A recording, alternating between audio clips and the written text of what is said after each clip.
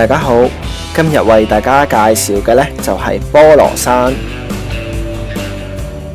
菠蘿山相信都唔使我點介紹啦，因為呢網上已經有好多文章呢係介紹呢個港版大峽谷。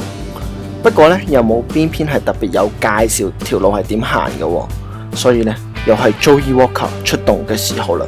正所謂 Joey Walker 帶你 hike，Joey Walker 的確好睇。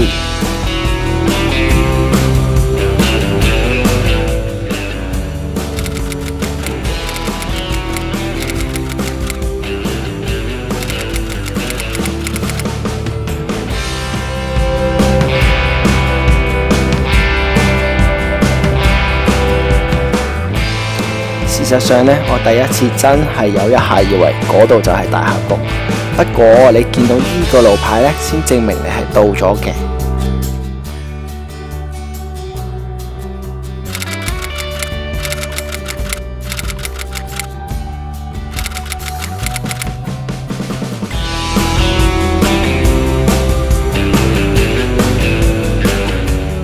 睇落係咪好危險呢？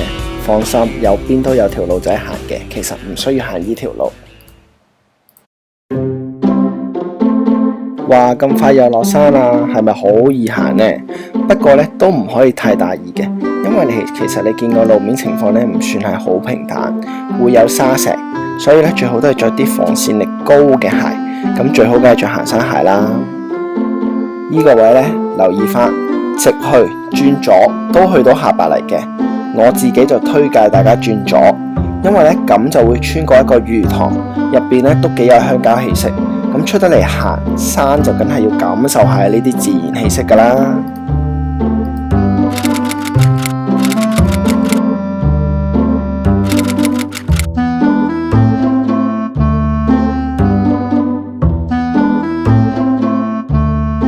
另外咧可以留意翻魚塘呢個位出下白泥咧有少少複雜。最好就梗係跟住我條片咁行啦。咁但係如果到時要睇 Google Map 嘅，記住向住下白泥廁所方向行，咁就啱啦。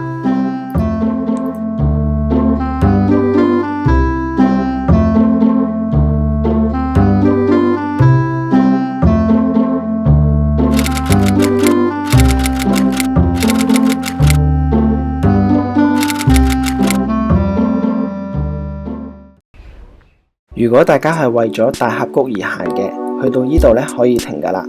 但如果大家想去下白泥呢，就要行多10分鐘到啦。